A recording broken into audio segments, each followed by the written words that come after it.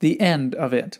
Yes, the bedpost was his own, the bed was his own, the room was his own, best and happiest of all. The time before him was his own to make amends in. I will live in the past, the present, and the future, Scrooge repeated, as he scrambled out of bed. The spirits of all three shall strive within me. O Jacob Marley, heaven and the Christmas time be praised for this. I say it on my knees, old Jacob, on my knees. He was so fluttered and so glowing with his good intentions that his broken voice would scarcely answer to his call. He had been sobbing violently in his conflict with the spirit, and his face was wet with tears. "They are not torn down," cried Scrooge, folding one of his bed curtains in his arms. "They are not torn down, rings and all. They are here. I am here. The shadows of things that would have been may be dispelled. They will be. I know they will."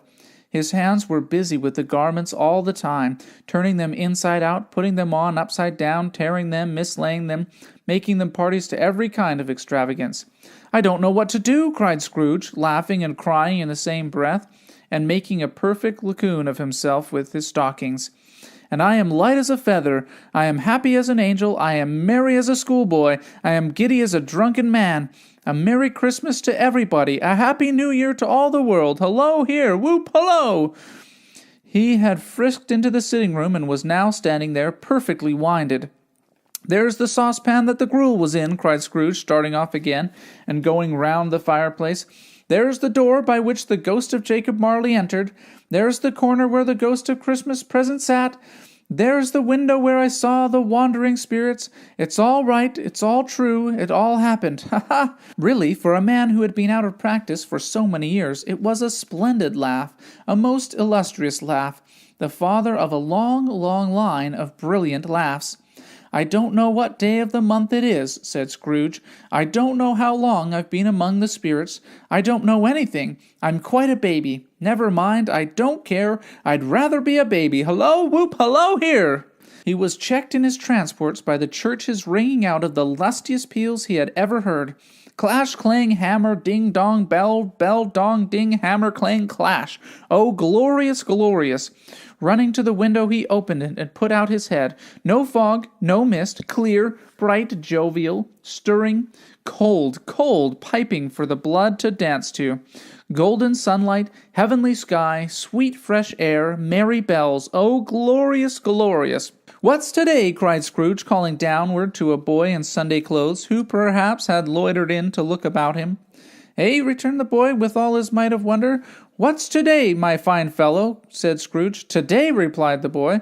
"Why, it's Christmas Day." "It's Christmas Day," said Scrooge to himself. "I haven't missed it. The spirits have done it all in one night. They can do anything they like. Of course they can. Of course they can. Hello, my fine fellow." "Hello," returned the boy. "Do you know the poulterers in the next street but one at the corner?" Scrooge inquired. "I should hope I did," replied the lad. "An intelligent boy," said Scrooge. "A remarkable boy. Do you know whether they've sold the prize turkey that was hanging up there? Not the little prize turkey, the big one?" "What, the one as big as me?" returned the boy. "What a delightful boy," said Scrooge. "It's a pleasure to talk to him. Yes, my buck." "It's hanging there now," replied the boy. "Is it?" said Scrooge. "Go and buy it." "Walker!" exclaimed the boy. "No, no," said Scrooge. "I am in earnest. Go and buy it, and tell him to bring it here, that I may give them the direction where to take it. Come back with the man, and I'll give you a shilling. Come back with him in less than 5 minutes, and I'll give you half a crown." The boy was off like a shot. He must have had a steady hand at a trigger who could have got off a shot half so fast. "I'll send it to Bob Cratchit's," whispered Scrooge, rubbing his hands and splitting with a laugh. "He shan't know who sends it. It's twice the size of Tiny Tim. Joe Miller never made such a joke as sending it to Bob's will be." The hand in which he wrote the address was not a steady one, but write it he did, somehow, and went down the stairs to open the street door, ready for the coming of the poulterer's man. As he stood there, waiting his arrival, the knocker caught his eye. "I shall love it as long as I live," cried Scrooge, patting it with his hand. "I scarcely ever looked at it before. What an honest expression it has in its face. It's a wonderful knocker. Here's the turkey. Hello, whoop, how are you? Merry Christmas." It was a turkey. He never could have stood upon his legs, that bird. He would have snapped him short off in a minute, like sticks of sealing wax.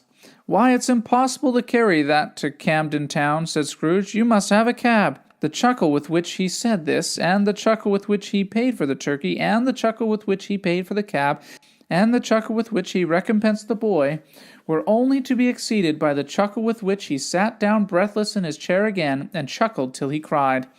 Shaving was not an easy task, for his hand continued to shake very much, and shaving requires attention, even when you don't dance while you are at it. But if he had cut the end of his nose off, he would have put a piece of sticking plaster over it and been quite satisfied. He dressed himself all in his best, and at last got out into the streets. The people were by this time pouring forth, as he had seen them with the ghost of Christmas present, and walking with his hands behind him, Scrooge regarded every one with a delightful smile. He looked so irresistibly pleasant, in a word, that 3 or 4 good-humored fellows said, "Good morning, sir, a Merry Christmas to you." And Scrooge said often afterwards that of all the blithe sounds he had ever heard, those were the blithest in his ears. He had not gone far, when coming on towards him he beheld the portly gentleman who had walked into his counting-house the day before and said, "Scrooge and Marley's, I believe." It sent a pang across his heart to think how this old gentleman would look upon him when they met.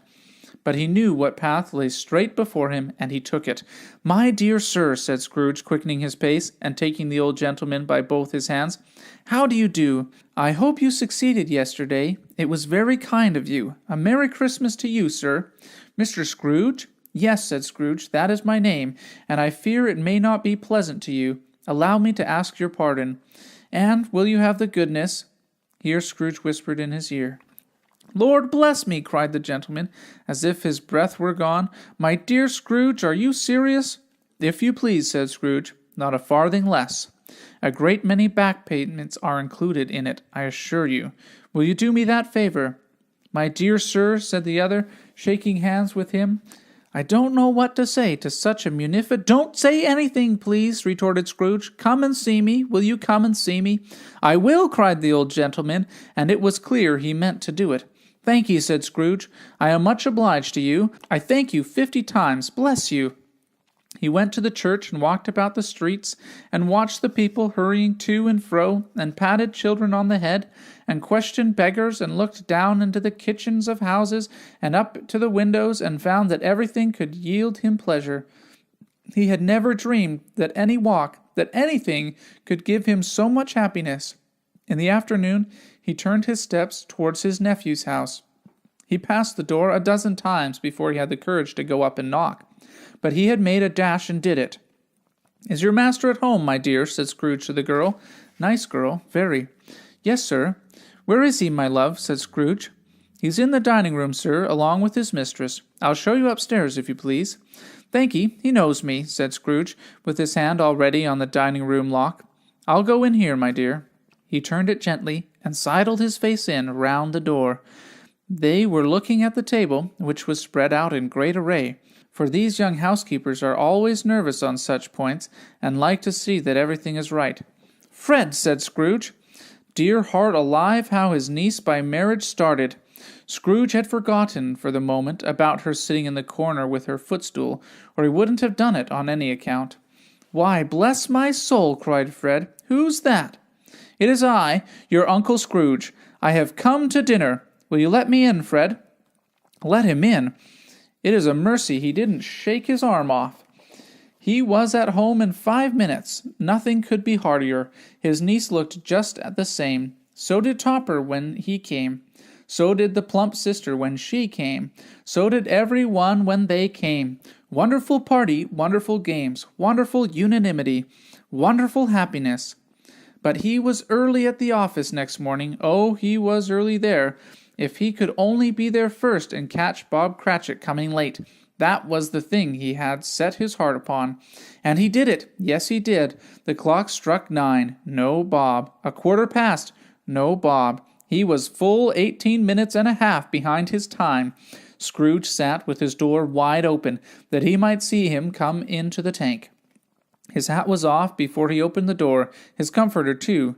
He was on his stool in a jiffy, driving away with his pen, as if he were trying to overtake 9 o'clock. "Hello," growled Scrooge, in his accustomed voice, as near he could feign it. "What do you mean by coming here at this time of day?" "I am very sorry, sir," said Bob. "I am behind my time." "You are?" repeated Scrooge. "Yes, I think you are. Step this way, if you please." "It's only once a year," pleaded Bob, appearing from the tank. "It shall not be repeated. I was making rather merry yesterday, sir." "Now I'll tell you what, my friend," said Scrooge. "I am not going to stand for this sort of thing any longer. And therefore," he continued, leaping from his stool and giving Bob such a dig in the waistcoat that he staggered back into the tank again, "and therefore I'm about to raise your salary." Bob trembled and got a little nearer to the ruler. He had a momentary idea of knocking Scrooge down with it, holding him and calling the people in the court for help and a strait waistcoat. "A Merry Christmas, Bob," said Scrooge, with an earnestness that could not be mistaken. And as he clapped him on the back, "A merrier Christmas, Bob, my good fellow, than I have given you for many a year. I'll raise your salary and endeavor to assist your struggling family, and we will discuss your affairs this very afternoon over a Christmas bowl of smoking bishop, Bob. Make up the fires and buy another coal scuttle before you dot another I, Bob Cratchit." Scrooge was better than his word. He did it all, and infinitely more, and to Tiny Tim, who did not die, he was a second father. He became as good a friend, as good a master, and as good a man as the good old city knew, or any other good old city, town, or borough in the good old world. Some people laughed to see the alteration in him, but he let them laugh, and little heeded them, for he was wise enough to know that nothing ever happened on this globe for good at which some people did not have their fill of laughter in the outset. And knowing that such as these would be blind anyway, he thought it quite as well that they should wrinkle up their eyes in grins as have the malady in less attractive forms. His own heart laughed, and that was quite enough for him. He had no further intercourse with spirits, but lived upon the total abstinence principle ever afterwards. And it was always said of him that he knew how to keep Christmas well, if any man alive possessed the knowledge. May that be truly said of us, and all of us. And so, as Tiny Tim observed, God bless us, every one. The end.